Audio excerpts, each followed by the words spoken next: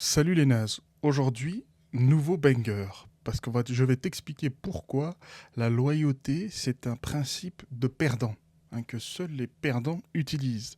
Je vais étayer tout ça, mais pour les gens qui suivent la chaîne depuis un moment, vous savez que ça précède un précédent banger, qui était pourquoi le mérite, c'est pour les perdants.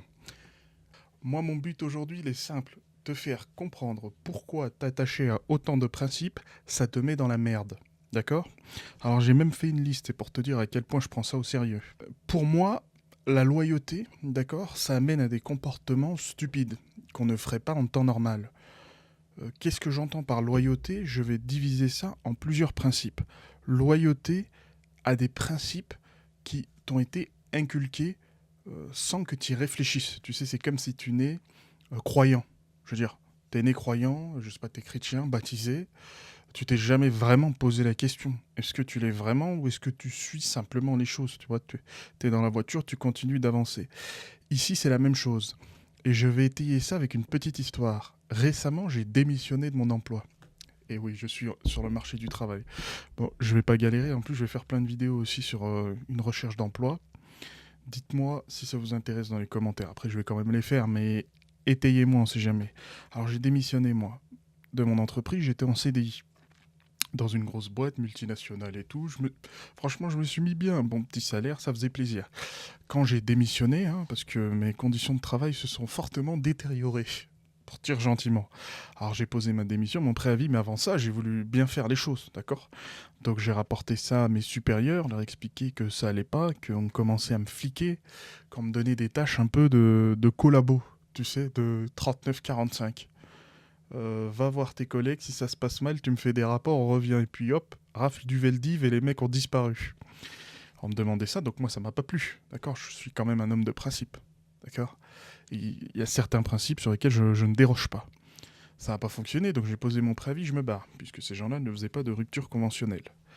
Ça veut dire pas de chômage. Mais bon, c'est la vie, je vais rebondir sans trop de problèmes. Qu'est-ce qui s'est passé là-dedans? Quand tu démissionnes, dans ma convention collective, tu as droit à ce qu'on appelle le délai congé. C'est-à-dire, pendant ta période de préavis, tu peux sortir 2 heures, d'accord, plus tôt que prévu, pour chercher un nouvel emploi. C'est comme ça, c'est la loi, d'accord? Donc le principe, c'est normalement, tu négocies ça avec ton employeur. Lui propose des trucs et tout. Moi, il me proposait de la merde. Alors, j'ai pas le permis et il me proposait des trucs comme placer les 2 heures de midi à 14 heures. Bon, mon boulot, il est dans une zone industrielle. Pour te dire, chercher un boulot, c'est carrément impossible. Moi, ça m'intéresse pas de passer 2 heures de plus là-bas. Hein, d'accord. Moi, j'ai proposé autre chose, partir beaucoup plus tôt, ça va pas fonctionner. Si ça marche pas, et c'est là la beauté de la loi, c'est normal de protéger les travailleurs, on fait un jour eux, choisissent les horaires, pardon, et un jour moi, où on peut tout cumuler toutes ces heures, et partir une semaine plus tôt sur son préavis. Bref, c'est des détails. Quand j'arrive, je commence à en parler à mes collègues, hein, des gens bien, hein, qui eux-mêmes se plaignent aussi de la détérioration de leurs conditions de travail. Les mecs me sortent quoi? Moi, à ta place, j'aurais pas fait. Je serais resté, j'aurais fait mes horaires tranquillement et puis j'aurais pas pris la tête aux gens. Bon, ça, c'est mon droit divin, quoi. Ça me revient de droit, ça. Ah, je demande pas qu'on me fasse une faveur. C'est à moi. Qu'est-ce qui se passe là-dedans? Je commence à poser des questions pour en savoir plus. Qu'est-ce que tu veux dire par là? Qu'est-ce que t'entends par là? Je veux dire, eh ben, ils m'ont dit, des personnes qui ont démissionné comme toi, elles n'ont pas fait la même chose que toi, d'accord? Elles n'ont pas profité de leurs droits. Oui, mais ça, c'est ton problème. Et elle m'a dit, je lui ai demandé pourquoi tu le ferais pas. Je veux dire, t'en as le droit. Tu violes pas la loi. Elle m'a dit parce que c'est pas professionnel. Le professionnalisme, c'est en rapport aussi avec la loyauté. Une loyauté qui n'est pas conditionnelle, ce n'est pas de la loyauté, c'est de l'allégeance, voire de la servitude. D'accord? Principe numéro un. La loyauté se doit d'être conditionnelle. Je te suis loyal, mais pas en toutes circonstances. Ça, c'est allégeance entre Dieu, toi, ton curé ou je sais pas qui. D'accord? Encore moins au boulot. C'est pareil les gens qui sont clairement dans des relations toxiques, qui ont tout essayé, mais qui se quittent pas. Bon, en mettant de côté le syndrome de Stockholm, il y a des gens qui se disent pour le meilleur et pour le pire. Oui, mais c'est pour rigoler, ça. Plus personne n'y croit au vœu du mariage. Pour le meilleur et pour le pire, mais des fois, le pire, c'est hardcore, hein. Des fois, faut y aller doucement, hein. et les gens ne quittent pas parce qu'il y aurait un espèce de principe moral de loyauté. On s'est engagé, donc on ne doit jamais s'arrêter. Oui et non, mais surtout non, d'accord? Ça sert à rien de forcer. La loyauté, se doit d'être conditionnelle. C'est réciproque.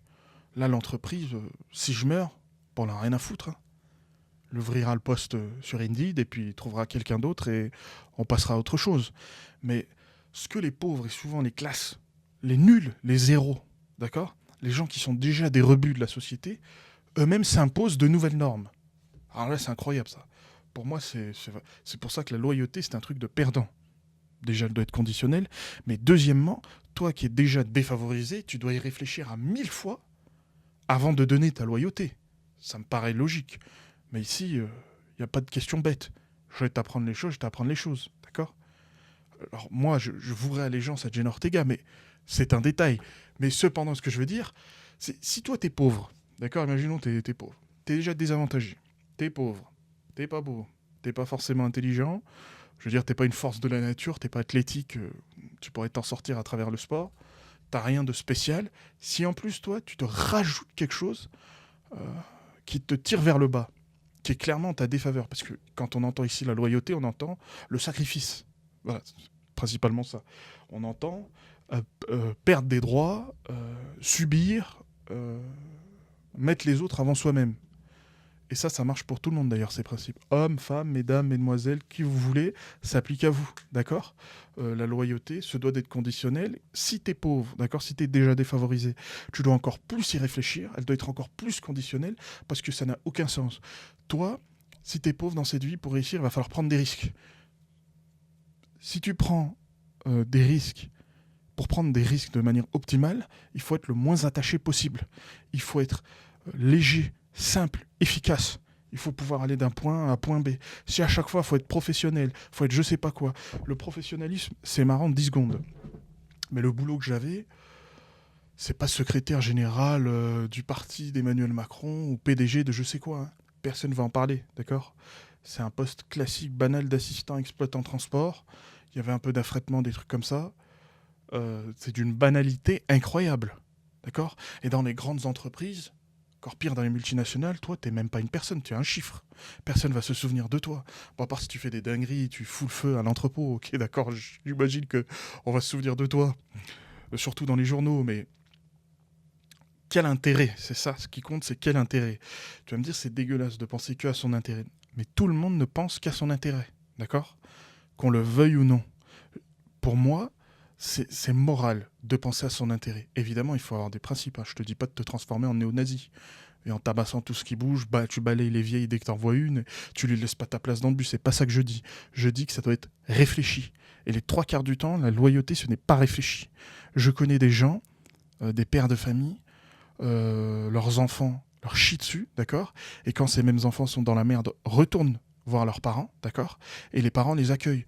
Toi, tu penses qu'ils ont fait quelque chose de bien, mais en fait non. Ces parents-là font partie du problème, parce que à cause de ça, ils perpétuent le mal.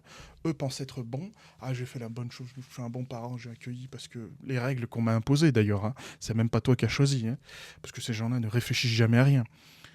Mais en fait, tu perpétues le mal, parce que pour exorciser le mal, il doit être puni. Comment on rétablit l'équilibre? On dit le monde va mal. C'est simple. On récompense les bons, on punit les mauvais. C'est tout. Et ça, c'est à tous les niveaux. C'est pas juste les politiciens, ils font de la corruption, ils sont pas punis, donc le monde va mal. Non, si toi t'es père de famille, ok, ou mère de famille, d'accord, et que tu récompenses pas les bons, ou que tu punis pas les mauvais, ou que tu récompenses les deux, ou que tu traites les deux pareil, tu fais partie du problème. Tu es le problème. Tu es une grosse partie du problème. Parce que normalement, le problème doit être exorcisé au Karcher. Ça dégage. Dans ce principe de loyauté, d'accord, il y a aussi le fait de suivre aveuglément. D'accord? Il faut toujours tout questionner. À partir d'un moment, si tu peux pas questionner quelque chose, il y a un problème qui se pose. D'accord? Alors ça marche, l'allégeance, je sais pas si tu crois en Dieu, des choses comme ça, tu peux pas expliquer, c'est le principe même. Mais bon, cette chaîne n'est pas pour les croyants.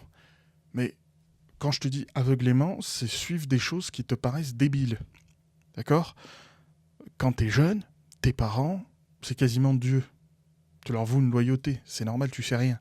Tout ce qu'ils te disent, c'est paroles d'évangile.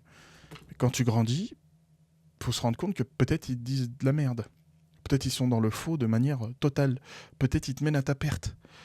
Beaucoup de personnes ont du mal à s'exprimer, à parler, et encore plus à être compris. D'accord? Donc si les gens ne savent pas qu'est-ce que tu veux faire, d'accord, pourquoi tu les suis aveuglement? Ils vont très sûrement dans une direction où tu ne veux même pas aller. D'accord? Peut-être, je sais pas, prenons par exemple avoir une famille, faire des enfants. Peut-être t'en veux pas. Peut-être t'en veux pas. Mais tu suis des gens qui t'imposent des choses et tu regretteras. D'accord? Tu regretteras tout ça. Et cette allégeance, cette loyauté, à travers cette envie de faire. Des fois, c'est des choses totalement minimes. Je sais pas, ta loyauté envers une équipe de foot. Bon, c'est pas de ça dont je parle. Moi, je parle de cette loyauté à des choses qui sont faites à ton détriment, d'accord? Et que tu ne re-questionnes jamais. Réfléchis, utilise ta tête. Le mal, des fois, ce qui te cause du tort, c'est pas des choses, des fois, qui te sautent à la gueule. Ça, c'est dans les films, d'accord? Où tu vois, les méchants sont drapés de noir. Il vient, hop, hop, il y a la musique des méchants, d'accord? Ils ont une musique de méchants, des OST de méchants, ils sont habillés comme des méchants. Mais ça, c'est les films. Dans la vraie vie, c'est beaucoup plus compliqué. Et pour trouver ce genre de choses, je me rends compte souvent que les gens très loyales sont des personnes un peu plus timides, réservées, qui ne savent pas se mettre en avant. Et comment on fait pour tirer dans une bonne direction si personne ne te montre la bonne direction? Eh ben c'est simple, on rejoint mon Patreon et mon groupe Discord. Si ça c'est pas incroyable comme tournant publicitaire, franchement c'est une dinguerie. Non, parce que moi pour moi, j'ai changé ma manière de voir quand je discute avec des gens qui ont le même état d'esprit que moi. J'ai un ami qui s'appelle Julien, d'accord. Le simple fait d'avoir une discussion, puisque lui habite loin, on se voit pas souvent, mais le simple fait de passer une après-midi ensemble, ça te requinque. Oh, t'es ravivé. Oh là là, la flamme de la vie est en toi. Et c'est pas une question d'âge, c'est une question d'ambition. Tu vieilliras pas si t'es ambitieux jusqu'au bout. Allez, abonne-toi plus dans le bus.